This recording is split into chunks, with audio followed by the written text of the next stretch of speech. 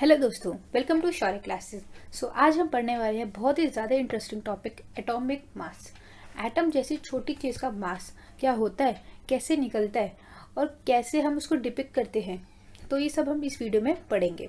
अलग अलग एलिमेंट्स के एटम का मास जब तक आप केमिस्ट्री पढ़ते हैं आपको पता होना चाहिए। इवन आपके पीरियोडिक टेबल में भी अलग अलग एलिमेंट्स के मास लिखे होते हैं। नीचे जो एक सिंबल होता है, ये सिंबल होता है, जैसे मान लीजिए आपका हाइड्रोजन हो गया तो उसका यहाँ पे लिखा होगा, ये एटॉमिक मास लिखा होता है। दोस्तों, ये निकला कैसे, ये क्या होता है, ये सब हम इस वीडियो में जानेंगे। नेक्स्ट, आप अगर मोल कॉन्सेप्ट पढ़ते हैं तो मोल कॉन्सेप्ट में जो भी आप एवोगैड्रो नंबर का यूज़ करते हैं उससे पहले आपको एटॉमिक मास इसलिए पढ़ाया जाता है क्योंकि मोल कॉन्सेप्ट को समझने के लिए एटॉमिक मास पढ़ना बहुत ज़रूरी है। चलिए दोस्तों, अगर आप एवोगैड्रो नंबर पढ़ने वाले हैं या मोल कॉन्सेप्ट पढ़ने वाले हैं या केमिस्ट्री में इंटरेस्ट लेते हैं तो ये वीडियो आपके काम का है। चलिए दोस्तों, इस वीडियो को स्टार्ट करते हैं। तो एटॉमिक मास पढ़ने से पहले आपको पता होना चाहिए कि भाई एटम क्या होता है, हम जिसका मास निकाल रहे हैं वो है क्या, एक्चुअली ये एटम क्या है। तो चलिए इस जल्दी से इसका ब्रीफ रिवीजन कर लेते हैं कि एटम क्या होता है। What is an atom. दोस्तों, एटम ऐसा दिखता है, एक प्यारा सा सोलर सिस्टम की जो भी आपके सामने केमिकल कंपाउंड्स हैं, केमिकल एलिमेंट्स हैं, वो सारे उनके अंदर ऐसा एक छोटा छोटा सोलर सिस्टम होता है। और अगर हम सारे सोलर सिस्टम को कंबाइन कर दे, यानी उन सारे एटम्स को कंबाइन कर दे, तो हमें वो मैटर मिल जाता है। In chemistry everything you see around is a matter. That matter present in three form, that is solid, liquid and gases. आपके सामने जो भी, जैसे आपके सामने भी गैस होगी, आपके सामने नमक रखा होगा, वो क्या है, सारा मैटर है। और अगर हम उसको मैग्नीफाई करें, and if we magnify these forms of matter we get a smallest indivisible unit called an atom। दोस्तों, एटम एक ग्रीक वर्ड है जिसका मतलब होता है स्मॉलेस्ट पार्टिकल, राइट। आपके सामने सॉलिड, लिक्विड, गैस कुछ भी चीज़ हो, उनको हम मैग्नीफाई करें। आपके सामने भी हाइड्रोजन है, पानी को नीला बनाते हैं, तो पानी है ये, जैसे इसको है, अगर हम इसको मैग्नीफाई करें तो हमें पता चलेगा कि ये छोटे छोटे इसके अंदर एटम्स है। और अगर हम इस सारे छोटे छोटे एटम्स को कंबाइन कर दें, जैसे आप 6th स्टैंडर्ड में या 7th स्टैंडर्ड में पढ़ते थे कि particles of this matter is have space between them. इनके अंदर जो स्पेस होता है, ये क्या होता है, वो जो पार्टिकल्स होते हैं वही एटम्स होते हैं। पार्टिकल्स का नाम ही एटम हो गया। वो दोस्तों इतने छोटे होते हैं ना कि हमको मतलब दिखते भी नहीं है, मतलब अनइमेजिनेबल, इतने ज़्यादा छोटे होते हैं वो। Although atoms are very small but they are important for us to study. वो इतने छोटे होते हैं बट हमको उनको पढ़ना ज़रूरी है। हम उनका मास निकाल रहे हैं, वो मास भी क्यों निकाल रहे हैं, चलिए इसको जानते हैं। दो रीजन है इसके। प्रॉपर्टीज़ ऑफ ऑल मैटर, जो भी उस चीज़ की प्रॉपर्टी होगी, लाइक सोडियम की जो प्रॉपर्टी होगी, हाइड्रोजन की जो प्रॉपर्टी होगी, मैग्नीशियम की जो प्रॉपर्टी होगी, एल्यूमिनियम फॉयल की जो प्रॉपर्टी होगी, उसकी जो प्रॉपर्टीज़ होती है वो उस एटम से डिराइव होती हैं। कि वो छोटे से एटम में जो चीज़ें या उसकी जो प्रॉपर्टीज़ होंगी, वो जो सारी चीज़ें डिराइव्ड होंगी ना, वो क्या होंगी, उस मैटर की भी प्रॉपर्टीज़ होंगी। तो भाई हम इस छोटे से एलिमेंट, छोटे से एटम को जानना बहुत ज़रूरी हो जाता है। सेकंड थिंग, हमें अभी जैसे मैंने बोला कि मैटर जो है वो सारा एटम से बना है। Combination of billions and millions of atom give us matter. उनका जो है, दे मेकअप द वर्ल्ड। उन सबको अगर हम कंबाइन कर दे तो हमारा मैटर आता है। आपकी बॉडी है, वो सेल से बनी है, सेल्स को कंबाइन करो तो टिश्यू बनता है, टिश्यू को कंबाइन कर दो तो ऑर्गन्स बनते हैं। तो ऐसा ही कुछ एटम के साथ भी होता है। तो सोचिए, हम सेल्स को भी पढ़ना हमारे लिए बहुत ज़रूरी है, तो हम एटम को पढ़ना भी हमारे लिए बहुत ज़रूरी है क्योंकि हम उसी से बने हैं। सेकंड पॉइंट को कोरिलेट करते हुए हम एंट हिल का एग्जांपल समझ लेते हैं। Ant hill, that itself a solid but if we magnify it we see that the hill is made up of small particle of sand. आपने एंट हिल देखा होगा, चींटियों का घर देखा होगा कि वो ऐसा सा हिल जैसा बना होता है, राइट। ऐसे बहुत बड़े बड़े किले से होते हैं। ये ऊपर से तो सॉलिड दिखता है, बट अगर हम इसको मैग्नीफाई करने जाएं तो हमें दिखेगा कि भाई ये छोटे छोटे कणों से बने हैं, छोटे छोटे सैंड पार्टिकल से बने हैं। ऐसे ही कुछ मैटर में होता है। मैटर हमें दूर से तो सॉलिड दिखता है, बट अगर हम उसको मैग्नीफाई करें, हम उसको बहुत ज़्यादा टाइम्स मैग्नीफाई करें, 1000 टाइम्स मैग्नीफाई करें, तो हमें पता चलेगा कि वो एटम से बने हैं। उसके अंदर भी छोटे छोटे पार्टिकल्स होते हैं जिसको हम एटम का नाम देते हैं, राइट। ये आपकी एंट हिल है जिसमें अभी हमें पूरी एक सॉलिड दिख रही है, ये थोड़ा सा इसमें पूरी एक सॉलिड दिख रही है, बट आपको इसमें दिख रहा होगा कि एक छोटे छोटे कण से बनी है, ये छोटे छोटे सैंड पार्टिकल से बनी है, बहुत छोटे, बहुत ज़्यादा छोटे। तो सोचिए, ये इतनी छोटी है तो एटम तो इससे बहुत ज़्यादा ही छोटा है, तो ये उस छोटे सैंड पार्टिकल से बने हैं। तो हम इससे कंक्लूड कर सकते हैं कि हमारा जो भी मैटर है वो सारा छोटे छोटे एटम से बना हुआ है। आप इस फिगर में देख सकते हैं, आप इसको एक सॉलिड मानिए, लाइक यहाँ पे मैं इसको एंट हिल की तरह ले रही हूँ कि एंट हिल है। एंट हिल को मैं मैग्नीफाई करा तो हमारे पास उस सैंड के छोटे छोटे कण आ गए। उस सैंड के छोटे छोटे कणों को अगर हमने मैग्नीफाई करा तो हमारे पास क्रिस्टल्स आ गए। तो क्रिस्टल्स के अंदर भी क्या होते हैं, एटम्स होते हैं। हमारा प्यारा सा सोलर सिस्टम घूम रहा होता है जिसमें हमारे इलेक्ट्रॉन्स आसपास घूम रहे होते हैं और बीच में हमारे प्रोटॉन्स और न्यूट्रॉन्स होते हैं, राइट। सो आई होप आपको एटम अच्छे से क्लियर हो गया होगा। सो एटम को बहुत अच्छी तरह समझने के बाद हम उसके मास के बारे में पढ़ते हैं। मास of an atom. Mass of an atom दोस्तों डाल्टन जी ने ही वर्ड दिया था। उन्होंने अपनी बुक डाल्टन एटॉमिक थ्योरी में सबसे पहले मास ऑफ एन एटम की बात करी थी, एटॉमिक मास। उन्होंने बताया कि each element has a characteristic atomic mass. To determine the mass of an individual atom was a relative difficult task. उन्होंने सबसे पहले एटॉमिक मास जैसी कोई चीज़ है उसको बताया था और उन्होंने बोला to determine the mass of an individual atom was a relative difficult task as an atoms are very small beyond our imagination. उन्होंने भी बताया कि एक सिंगल एटम का मास निकालना बहुत मुश्किल है क्योंकि एटम इतने छोटे होते हैं। आप खुद सोचोगे अगर आपको एक छोटे पत्थर का या एक चींटी का वेट निकालना होगा तो कितनी मुश्किल होगी। तो एटम से उससे बहुत ज़्यादा छोटे हैं तो उसका वेट कैसे निकालेंगे। तो उन्होंने ही बोला कि हम जो है उनका वेट क्या करेंगे, रिलेट करेंगे। लाइक कि हम कंपेयर करेंगे कि कोई दूसरी चीज़ उसके साइड में रख कर या उससे कंपेयर करेंगे कि एटम का वेट कितना है। सो यहाँ पे हमारा एटॉमिक मास जो है वर्ड हटकर क्या हो जाता है, relative atomic mass.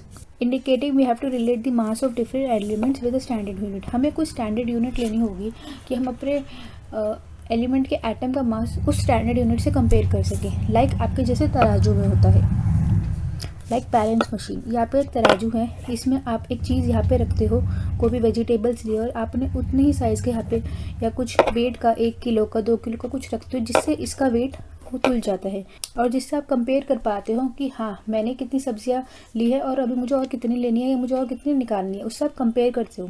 We compare the weights of different atoms with a standard unit means we finding the ratio. जब आप किसी चीज़ में कंपेयर करते हो कि आपने यहाँ पे कोई चीज़ लगी, मान लो यहाँ पे आपने 1 किलो की चीज़ ली और यहाँ पे आपने 2 किलो का वेट रख दिया तो आपकी रेशियो ऑटोमेटिकली 1:2 हो जाती है। तो जब आप कंपेयर करते हो मैथमेटिकली वो रेशियो में हो जाता है। You finding the ratio between the weight of a standard unit with given atom of an element. तो यहाँ पे आप कंपेयर करते हैं दूसरे एटम के मास को एक स्टैंडर्ड यूनिट से। ये जो कॉन्सेप्ट है, ये रिलेट करने वाला, रेशियो निकालने वाला, ये डाल्टन जी ने ही दिया। जब सब लोग बहुत कंफ्यूज हो रहे थे कि हम इतनी छोटी चीज़ का मास निकालें कैसे, और मास निकालना बहुत ज़रूरी है इसका, भाई हमें आगे और स्टडी करनी है, तो डाल्टन जी ने बोला कि फिक्र मत करो, इसका मास हम रिलेटिव निकालेंगे, कंपेयर करके निकालेंगे और इसको हम RAM बोलेंगे, रिलेटिव एटॉमिक मास। जब हमको इतनी बड़ी ड्यूटी मिली कि यहाँ पे हम यहाँ पे कोई स्टैंडर्ड यूनिट रखेंगे कि जो इसको कर सके, कंपेंसेट कर सके, तो हम क्या ले, वो यहाँ पे हम क्या ले जिसको वो कर सके। तो साइंटिस्ट ने बहुत सारी चीज़ें ट्राई करी। Now the question arises which one we should be choose to do so. हम यहाँ पे क्या रखें, हम वाई साइड क्या रखें यहाँ पे कि जिससे वो स्टैंडर्ड यूनिट बन जाए। Scientist took masses of some elements like hydrogen. उन्होंने पहले क्या लिया, हाइड्रोजन का मास लिया स्टैंडर्ड यूनिट में, यानी उन्होंने यहाँ पे वाई पे रखने के लिए जिस पे हम कंपेयर करते हैं, जहाँ पे हम वेट्स रखते हैं तराजू में, यहाँ पे उन्होंने क्या करा, हाइड्रोजन के एटम का मास लिया, पर हाइड्रोजन के एटम के मास से कुछ प्रॉब्लम आ रही थी, उससे हमारी जो वैल्यूज़ थी वो फ्रैक्शन में आ रही थी, कि जिससे हम इससे कंपेयर जो कर रहे थे वो फ्रैक्शन में कर रहे थे। तो मतलब हमें बहुत इररिलेवेंट लगा कि, और बहुत लगा कि यार ये तो झंझट हो गई कि हमारी फ्रैक्शन में वैल्यूज़ आ रही है। तो फिर हमने दूसरा एक चीज़ और ट्राई करी जिसने हमने लिया ऑक्सीजन। ऑक्सीजन के 2 फ़ायदे हुए, एक तो ऑक्सीजन अबंडेंस में अवेलेबल होता है, हाइड्रोजन भी अबंडेंस में अवेलेबल होता है, बट ऑक्सीजन जो है हमें होल नंबर्स में वैल्यू दे रहा था, और ऑक्सीजन सबसे रिएक्ट भी कर जाता है और अपने ऑक्साइड्स बना लेता है, तो हमें ऑक्सीजन ईजिली मिल रहा था और हम उसको ईजिली कंपेयर कर पा रहे थे। जो सबसे बड़ी चीज़ थी जो हम हाइड्रोजन में फेस कर रहे थे वो थी फ्रैक्शन वैल्यूज़ का, पर ऑक्सीजन ने ये चीज़ खत्म कर दी थी, उसने हमें प्रॉपर होल नंबर्स में वैल्यू दी। बट धीरे धीरे ऑक्सीजन के साथ भी कुछ प्रॉब्लम आने लग गई। 1961 में साइंटिस्ट ने फाइनली क्या करा, कार्बन 12 आइसोटोप ले लिया एज अ स्टैंडर्ड वैल्यू। उन्होंने क्या करा, कार्बन 12 लिया, आइसोटोप लिया उसका, यानी कार्बन का एक आइसोटोप कार्बन 12 लिया और उसको स्टैंडर्ड वैल्यू रखा कि उसको हम अपने तराजू के इस साइड रखेंगे। साइंटिस्ट ने क्या करा, 1 AMU यानी 1 एटॉमिक मास यूनिट क्या लिया, 1/12 मास ऑफ कार्बन 12 आइसोटोप, यानी उन्होंने क्या करा, उन्होंने क्या करा, एक कार्बन 12 का एटम लिया, उसके 12 हिस्से करे और उन्होंने क्या करा कि भाई ये जो है अब ये इधर आएगा और इससे भाई अब ये कंपेयर करेगा, ये इधर हम इसको कंपेयर करेंगे जिसका भी एटम होगा। तो उन्होंने इस कार्बन 12 लिया, तो दिस इज कार्बन 12। तो ये बहुत इंपॉर्टेंट है, क्या चीज़ उन्होंने कंपेयर करके ली, उन्होंने कार्बन 12 आइसोटोप लिया और उसका 12वां हिस्सा, उसका 1/12 पार्ट उन्होंने तराजू के राइट साइड रखा। राइट साइड मतलब जहाँ पे आप वेट रखते हैं। सो चलिए अब हम समझते हैं कि आइसोटोप क्या होता है। कुछ एलिमेंट के एटम्स का जो एटॉमिक नंबर होता है, एटॉमिक नंबर मतलब उसके अंदर जितने नंबर ऑफ प्रोटॉन्स होते हैं, और atomic mass number of neutrons plus protons. दोस्तों हमारा जो एटम है वो कुछ इस तरह दिखता है कि इसके बीच में न्यूक्लियस हो गया और बाहर इसके ऑर्बिट्स हो गए, जिसमें हमारे इलेक्ट्रॉन्स घूमते रहते हैं। लाइक हमारा सोलर सिस्टम बिल्कुल वैसे ही, बीच में हमारा सन होता है और हमारे ऑर्बिट्स में प्लैनेट्स रिवॉल्व करते रहते हैं। तो बीच में सन ना होते हुए हमारा न्यूक्लियस होता है, that is made up of neutrons plus protons, right. So उसी कुछ एलिमेंट्स के जो एटम्स होते हैं उनका एटॉमिक नंबर यानी उनके प्रोटॉन्स की जो मात्रा होती है वो बिल्कुल सेम होती है, बट एटॉमिक मास उनका डिफरेंट हो जाते हैं। एज वी ऑल नो कि हमारे एक एटम में न्यूट्रॉन्स की मात्रा बढ़ती या घटती है, बट इलेक्ट्रॉन्स और प्रोटॉन्स ये बिल्कुल सेम होते हैं। लाइक हमारे हाइड्रोजन के जो 3 आइसोटोप्स हैं जिनका नाम है protium, deuterium and tritium. Protium को हाइड्रोजन भी बोल सकते हैं। प्रोटियम अकेला एक ऐसा एलिमेंट है जिसके अंदर न्यूट्रॉन नहीं होता। सो आपके 1 मार्क में क्वेश्चन भी आ सकता है। और हमारा अगला जो आइसोटोप है वो है कार्बन आइसोटोप, जिसका हम यूज़ कर रहे हैं, कार्बन 12, कार्बन 13, कार्बन 14। देखिए दोस्तों, ये हाइड्रोजन के आइसोटोप्स हैं कि हाइड्रोजन 1 में कि एक ही प्रोटॉन है और एक ही प्रोटॉन यहाँ पे जब भी हम एक एलिमेंट को मेंशन करते हैं, लाइक हमारे पास कोई भी एक एलिमेंट हो गया, हम कार्बन का ले लेते हैं। कार्बन के अंदर प्रोटॉन्स होते हैं, कार्बन के अंदर प्रोटॉन्स होते हैं 6, इलेक्ट्रॉन्स होते हैं 6। तो इसके अंदर जो इसका न्यूट्रॉन्स है, जैसे C12 वाले में है, तो इसको हम मेंशन करेंगे कार्बन 12 6। समझ आ रहा है। और ऐसे ही हम कुछ इस 13 वाले को मेंशन करेंगे। 13 वाले को हम कैसे मेंशन करेंगे, कार्बन। तो आप इसमें देख रहे हैं यहाँ पे C12 6, प्रोटॉन सेम हो रहे हैं, प्रोटॉन्स इज आर सेम, इसके न्यूट्रॉन्स बढ़े जा रहे हैं। यहाँ पे न्यूट्रॉन्स 6 थे, यहाँ पे 7 हो गए और यहाँ पे 8 हो गए। ऐसा ही कुछ हमारा दोस्तों हाइड्रोजन के में भी आइसोटोप्स में भी होता है, जैसे आप फिगर में देख सकते हैं। यहाँ पे हमारा जो नाइट्रोजन न्यूट्रॉन था वो 1 हुआ, फिर यहाँ पे 2 हुआ, और टोटल इसका टोटल वैल्यू एटॉमिक मास कितना हो गया इसका 3। जब इसको ट्रीटियम बोलते हैं, ट्रीटियम, और इसको ड्यूट्रियम बोलते हैं।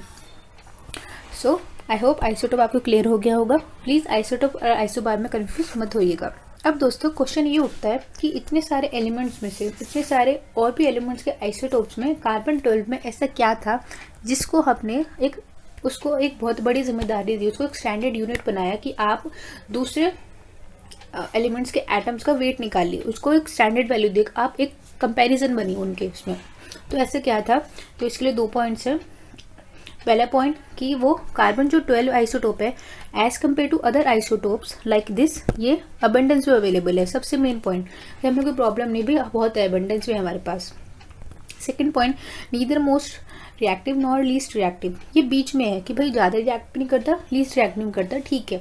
ज़्यादा रिएक्ट वाले को हमको ज़्यादा सावधानी से रखना पड़ता है, जैसे सोडियम हो गया, पोटेशियम हो गया, हम इनको खुली एयर में नहीं रख सकते, इनको हमको केरोसिन में डुबो के रखना पड़ता है। और जो बिल्कुल भी रिएक्ट नहीं करते उनके लिए हमें ज़्यादा रिएक्टिव चीज़ें चाहिए होती है, जैसे आपका गोल्डन, प्लैटिनम, ये तो रिएक्ट ही नहीं करते, तो इसको हमको बहुत मुश्किल से रिएक्ट करवाना पड़ता है। अगर हमें इसके अंदर कोई केमिकल रिएक्शन करवानी हो, जैसे एक्वा से रिएक्ट करते हैं, तो हमारे लिए डिफिकल्टी बढ़ जाती है कि हाँ ऐसा कुछ चीज़ लाओ जिससे रिएक्ट कर सके। तो पर कार्बन के साथ ऐसी कोई प्रॉब्लम नहीं है, ये ज़्यादा रिएक्टिव नहीं है, मिडल में है। सो हमारे लिए एक बहुत प्लस पॉइंट हो गया। सो दोस्तों हमने ये जो एटॉमिक मास के बारे में पूरा पढ़ा कि इसका आइसोटोप है, कार्बन 12 है। अब हम इसको विजुअलाइज करें, कैसे करें कि अगर हम इसको निकालना हो तो हम कैसे निकालेंगे, हम कैसे दूसरे एटम का मास निकालें इसको लेके, इसको स्टैंडर्ड वैल्यू लेके। तो इसके लिए हम विजुअलाइज AMU करेंगे, यानी हम समझेंगे जो भी हमने पढ़ा उसको हम देखेंगे कि भाई हम कैसे निकाल सकते हैं। सो दोस्तों चलिए स्टार्ट करते हैं।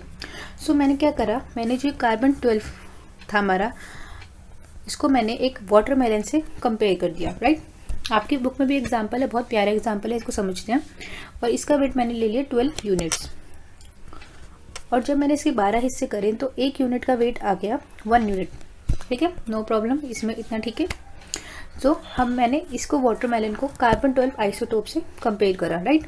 सो कार्बन 12 आइसोटोप है ये, उसका मैंने 12वां हिस्सा, टोटल का वेट 12 है। एस यहाँ पे भी आइसोटोप में मेंशन था कि जो 12, 13, 14 दिए हैं ये इसके मासीज हैं, राइट। सो कार्बन 12 आइसोटोप का हमने 12वां हिस्सा लिया, दिस इज ये 12वां हिस्सा है इसका, राइट। और इसको हम तराजू के राइट साइड रखेंगे, राइट। सो हम देखते हैं। सो हमने क्या करा, हमने हीलियम, एक बहुत प्यारा नोबल गैस, हमने सोचा कि चलो हम इसका निकाल कर देखते हैं कि इसका मास क्या आता है जब हम इसको यहाँ पे C12 से कंपेयर करेंगे, यानी कार्बन 12 आइसोटोप के 12वें हिस्से से कंपेयर करेंगे। चलिए दोस्तों, इसको हम समझते हैं। तो हम इसका क्या निकालेंगे, अब हम इसका रिलेटिव एटॉमिक मास निकालेंगे। रिलेटिव क्यों, क्योंकि हम रिलेट कर रहे हैं, हम कंपेयर कर रहे हैं। मैंने उसी आइसोटोप को कंपेयर को इसको मैंने अलग अलग कलर से कलर कर दिया, और मैंने बारी बारी, जैसे हम बेटे के तराजू में वेट्स रखते हैं या सब्जी कम होने पे सब्जी बढ़ाते हैं घटाते हैं, उसी तरह हमने बिल्कुल वही चीज़ यहाँ पे करी। हमने एक कार्बन का 1 AMU यहाँ रखा, दिस इज 1 AMU, राइट। अब हमने देखा कि ये तो इक्वल नहीं हो रहा, ये अभी भी बड़ा है, तो हम और रख लेते हैं। यहाँ पे हमने एक और रखा, यहाँ पे हमने एक और रखा, दोबारा इक्वल नहीं आ रहा, थोड़ा सा आया, पर अभी हमको तो भाई इक्वल चाहिए। आप सब्जी से अभी लेते हैं जब तराजू दोनों बैलेंस हो जाते हैं, वैसे ही हम इसमें करेंगे। तो जब हम दोस्तों 4 रखते हैं, जब हम 4 ये रखते हैं तो हमारा हीलियम का बैलेंस हो जाता है। तो हमें पता चल जाता है कि भाई हाँ, इसका मास क्या है, इसके इक्विवेलेंट है, क्योंकि ये इक्वल हो गया। और इसका मास कितना है, एक की वैल्यू कितनी है 1 AMU, और हमने रखे कितने हैं, 4 रखे हैं। तो ऑटोमेटिकली हमारा हीलियम का मास कितना आ गया, 4 AMU। समझ आया। सो दिस इस बहुत प्यारी पिक्चर से डिपिक्ट कर सकते हैं कि हमारे मासेस कैसे निकलते हैं। So after adding 3 more pieces of carbon 12 isotope, we able to balance the mass of helium with that of carbon 12. So we get the helium atom as a 4U. 4U मतलब atomic mass unit, पर AM हट जाता है, 4 AMU, but AM हट गया है, IUPAC ने AM हटा दिया है, तो हम सिर्फ U बोलते हैं। U का मतलब होता है यूनिफाइड मास। सो इसका मतलब क्या हुआ कि इसका मतलब यहाँ पे 4 आ गया, यानी इसका जो मास है वो एक कार्बन 1 AMU से यानी 1 C12 से 4 टाइम्स ज़्यादा है। समझे कि भाई उसका मास उसे 4 टाइम्स ज़्यादा है। जैसे एग्जांपल, जैसे सोडियम का मास होता है 23U, so means sodium is 23 times then that of 1/12 mass of carbon 12, कि उससे वो 23 टाइम्स ज़्यादा है। जैसे दोस्तों मैग्नीशियम का 24 है, तो इसका मतलब यहाँ पे ऐसे ये ड्रॉप जैसे जो आपको दिख रहे हैं, ऐसे ये 24 आए होंगे जब भी इसका यहाँ पे मैग्नीशियम का मास होगा। नाइट्रोजन का 14 होता है, 14 AMU 14U, तो यानी यहाँ पे ऐसे 14 आए होंगे, तो जब भी उसका बैलेंस, नाइट्रोजन का एक एटम का मास बैलेंस हुआ होगा। सो आई होप आपको ये बात क्लियर हो गई होगी। तो चलिए, जो हमने विजुलाइज करा, अब हम उसको डेरिवेशन की तरह हम उसको देखेंगे, भाई ये निकला कैसे। देख के तो आपको समझ में आ गया, पर अब हम समझेंगे कि हम इसको निकाल कैसे सकते हैं। कि हम तो साइंटिस्ट लोग हैं, हम तो निकाल कर देखेंगे कि ये निकलता कैसे, क्योंकि ज़रूरी नहीं है कि आप हर एटम का ऐसे तराजू करके देख सकें। तो चलिए हम इसको निकालते हैं। जब हम एटॉमिक मास पढ़ रहे थे तो डाल्टन जी ने बोला था कि हम मासेस कंपेयर करेंगे, हम उनकी रेशियो निकालेंगे। तो उस रेशियो को कोरिलेट करते हुए हमारे पास एक चीज़ आ जाती है, वो है relative atomic mass, right. Relative atomic mass of one atom, यानी this is x and 1/12 mass of this and this is y। I hope आप उसको कोरिलेट कर पा रहे होंगे, जो हमने तराजू बना के इसके नीचे x एंड y लिखा था। सो इसी इक्वेशन को टॉप मोस्ट पे रखते हुए, प्रायोरिटी पे रखते हुए हम इसके न्यूमेरिकल्स करते हैं और आगे निकालते हैं कि अलग अलग एटम्स ऑफ एलिमेंट्स की मासेस हम निकालते हैं। तो ऐसे जो हमारा मास ऑफ कार्बन है ये उस टाइम पे अवेलेबल नहीं था, बट अब 90s में मास ऑफ कार्बन हमारा ये निकला है। और जैसा आपको पता है कि हमारे 1 AMU का मतलब होता है मास ऑफ 1/12 कार्बन, तो हम इसको 12 से डिवाइड कर देंगे। तो मैंने इसको आगे 12 से डिवाइड कर दिया, ये रहा। तो 12 से डिवाइड करके सो हमारे पास क्या आ गया, 1.66 इंटू 10⁻⁻24। सो हमने जो हमारी जो ऊपर इक्वेशन थी हमने इसको मॉडिफाई करके क्या कर दिया, ये कर दिया।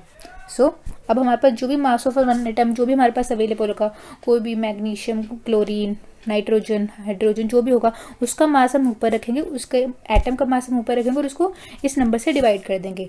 डाल्टन जी के समय में ये चीज़ अवेलेबल नहीं थी। ये कैसे निकली, आप जब एवोगाड्रो नंबर मोल कंसेप्ट पढ़ेंगे तो ईजिली समझ सकते हैं। तो आइए दोस्तों हम और अलग अलग एटम्स का अलग अलग डिफरेंट एलिमेंट्स ऑफ एटम्स का मास निकालते हैं। तो चलिए, तो पहला हमारी लिस्ट में आता है ऑक्सीजन, जो सबको बहुत ज़रूरत होती है। ठीक है, ऑक्सीजन का मास, एटम का मास निकालते हैं। भाई ये कितना है कि ऑक्सीजन जो हर जगह घूमती रहती है, इसका एटम का मास क्या है एक्चुअली। तो चलिए, ये मास ऑफ एटम हमें गिवन है। दोस्तों ये वाला जो है कॉन्सेप्ट जो है ये उस टाइम पे अवेलेबल नहीं था, ये आपको बेटर अंडरस्टैंडिंग के लिए मैं समझा रही हूँ। ये आपकी अभी पेपर में नहीं आएगा, 9th क्लास के सिलेबस में इतनी डिटेल में नहीं है एटॉमिक मास, बट हाँ आपको बेटर अंडरस्टैंडिंग में कि जो आपने विजुअलाइज करा और जैसा आप उसको कंपेयर करें वो समझ सकते हैं।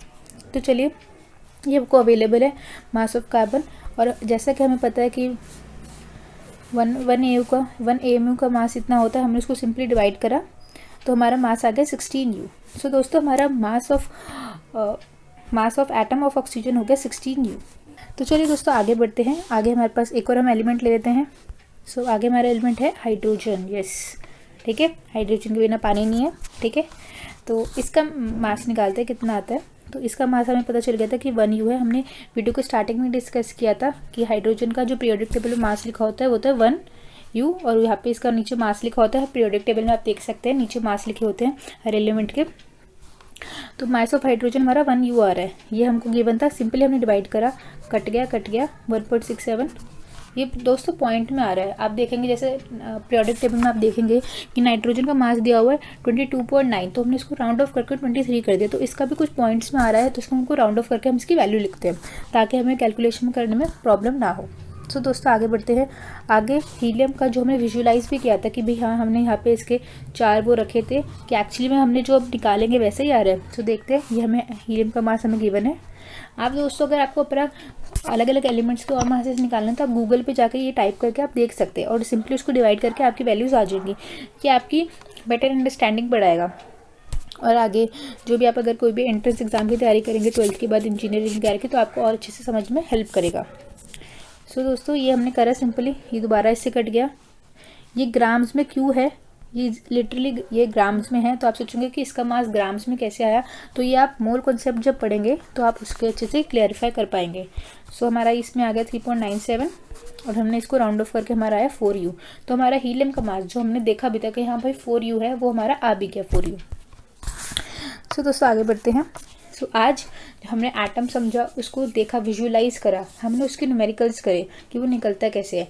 अब हम इस पूरे चीज़ को राउंड ऑफ करके सम अप करके आगे बढ़ते हैं। वो है कि ये जो भी अलग अलग मासेस दिए हुए, ऑक्सीजन का, सल्फर का, क्लोरीन का, कार्बन का, ये सब के मासेस हमने ऐसे ही स्टैंडर्ड यूनिट यानी कार्बन 12 से कंपेयर करके निकाले हैं जो हमारे पास मासेस अवेलेबल हैं। कैल्शियम का 14, हाइड्रोजन का 1, कार्बन का 12, ये सब जो हमने कंपेयर करा हुआ है, हमने इनकी रेशियोज निकाली है। और ये आइडिया हमारे किसने दिया था, डाल्टन जी ने। ये आइडिया हमें डाल्टन जी ने दिया था। सो हम लास्ट में ये बोल सकते हैं, the relative atomic mass of an element is defined as the average mass as compare. क्या करा, कंपेयर मतलब मैथ्स में रेशियो निकाला। आपको आई होप आप उसको कोरिलेट कर पा रहे हैं एक्स टू वाई से, जो हमने पहले भी सीखा था। As compare to 1/12 mass of carbon of 12। So हमने इस वीडियो में सब देखा कि हमने कार्बन 12 स्टैंडर्ड यूनिट ली तो वो क्यों ली, उसको कैसे हमने यूज़ करा, हमने एटम क्या होता है उसको बेसिकली अच्छे से समझा एंट हिल वाले एग्जांपल से। सो आई होप आपको इस वीडियो से कुछ सीखने को ज़रूर मिला होगा। सो दोस्तों ये वीडियो इधर ही ख़त्म होता है। अगर आपको ये वीडियो काम का लगा हो तो इस वीडियो को ज़रूर लाइक करिएगा और मुझे कमेंट सेक्शन में बताइएगा कि इस वीडियो में क्या आपको अच्छा लगा और कैसी लगी आपको वीडियो। सो दोस्तों चलिए मिलते हैं नेक्स्ट वीडियो में। Thank you.